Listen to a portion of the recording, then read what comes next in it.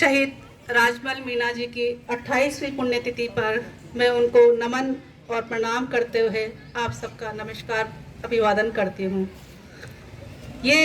हमारे समाज के लिए ही नहीं, राष्ट्रीय स्तर पर बहुत बड़े गौरव का अवसर है कि हम शहीद राजमल मीना जी की पुण्यतिथि मना रहे हैं, उनको याद कर रहे हैं। उन्होंने जो कार्य किया देश की सेवा में, उन कार्यों को याद कर रहे हैं और उन्होंने जो अपने प्राणों का बलिदान दिया देश की रक्षा के लिए, हम सबकी रक्षा के लिए, आज हम घरों में सुरक्षित हैं। तो ऐसे ही बलिदानियों की वजह से हम सुरक्षित हैं, हमारी सीमाएं ऐसे ही महाबलिदानियों की वजह से सुरक्षित है। तो इन बलिदानियों को, उनका जो वास्तविक उनकी जीवन चरित्र है, उससे सबको रूबरू करवाने के लिए ऐसे स्मारक और इनके नाम से, जैसे अस्पताल का नाम हुआ है शहीद राजमल राजकीय चिकित्सालय 12, उसी तरीके से स्कूल, कॉलेज, महाविद्यालय या पुस्तकालय या पार्क वगैरह ऐसे कई संस्थानों का निर्माण इन ऐसे शहीदों के नाम से होना चाहिए, क्योंकि वो वास्तविक हकदार है। वो अपना जीवन दे के गए हमारे जीवन के लिए, आने वाली पीढ़ियों के लिए। और मैं सलाम करना चाहती हूँ उनकी जीवन संगनी, जीवन साथी कमलेश मीना जी का, कि उन्होंने उन 5-6 सालों में उनके स्नेह को, उनके प्रेम को, उनके समर्पण को, उनके त्याग को, कि उस त्याग और स्नेह के बल पर एक 25 साल का बंदा आपकी सेवा के लिए सीमा पर जा रहा है। वो अपने दूध मुँहे बच्चे का भी मुंह नहीं देख पाया और उसने देश की जंग लड़ते हुए 4 आतंकवादियों का सफाया किया और कुछ आतंकवादियों की गोली का वो भी शिकार होकर शहीद हुए। तो हमें ऐसे कर्मठ लोगों के जीवन से प्रेरणा लेनी चाहिए, ताकि आने वाली पीढ़ियां संघर्ष के लिए तैयार हो, क्योंकि जीवन है तो संघर्ष उसका दूसरा नाम है। हम बच नहीं सकते, संघर्ष हमें करना पड़ेगा, लेकिन ऐसी महान विभूतियों के साथ रहकर हम उनके जीवन से सीखेंगे तो हम संघर्ष करना सीख जाएंगे और हमारी जो कठिन बाधाएं हैं वो भी आसान हो जाएगी। तो मैं कलेक्टर महोदय और अधीक्षक महोदय और प्रशासनिक स्तर पे जो भी अधिकारी या सुधीजन या सामाजिक बंधुजन जो भी उपस्थित हुए हैं, उन सबसे निवेदन करना चाहूँगी, जैसे मेरे से पहले वक्ता ने कहा है, कि ये जो श्रद्धांजलि है या इनका जो जन्म तिथि आती है उसको सरकारी स्तर पर मनाना चाहिए, क्योंकि कमलेश देवी जी का स्वास्थ्य अब ठीक नहीं रहता, वो कई बीमारियों से पीड़ित हो चुकी है। आप सोच रहे हैं, एक महिला जिसने बच्चे को जन्म दिया, उसका पति जा चुका है देश की सेवा में बलिदान, सोचो उसने कैसे जीवन जिया होगा। क्या आप और हम जी सकते हैं बिना जीवन साथी के? लेकिन उन्होंने संघर्ष किया है, उन्होंने बच्चे को पाल पोस के बड़ा भी किया, उसका विवाह भी किया, आज 2 पोते पोती है उनकी गोद में, लेकिन अब उनका जीवन उनका साथ नहीं दे रहा।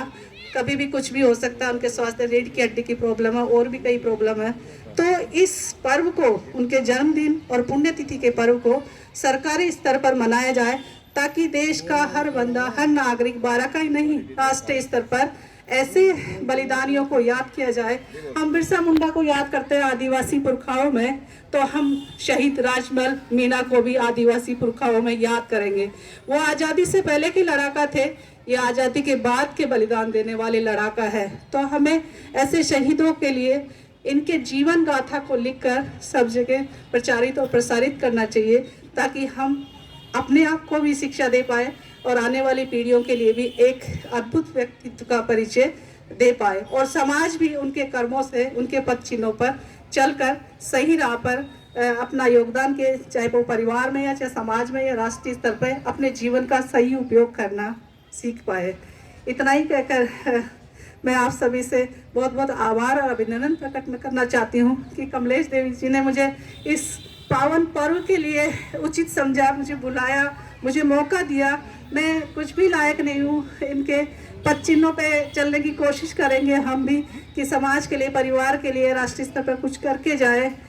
लेकिन उनके बलिदान के आगे हम कुछ भी नहीं है। तो हमें अपना थोड़ा थोड़ा योगदान हर स्तर पर देना चाहिए, चाहे सामाजिक रूप में, आर्थिक रूप में या प्रशासनिक रूप में, या अपनी भाषा, साहित्य, संस्कृति को सहेजने के रूप में।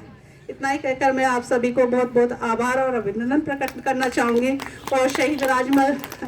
मीना जी को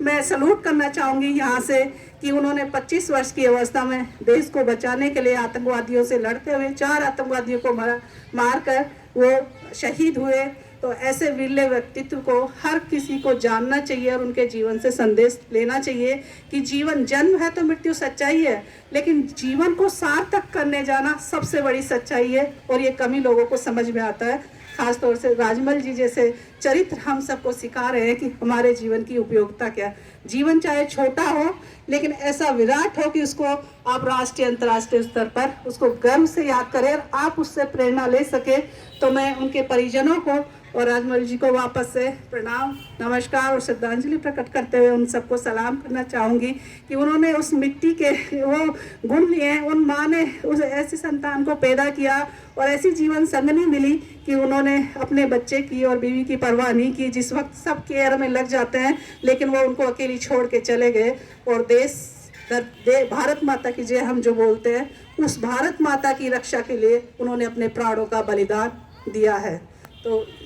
जय जोहार, जय हिंद। भारत माता की,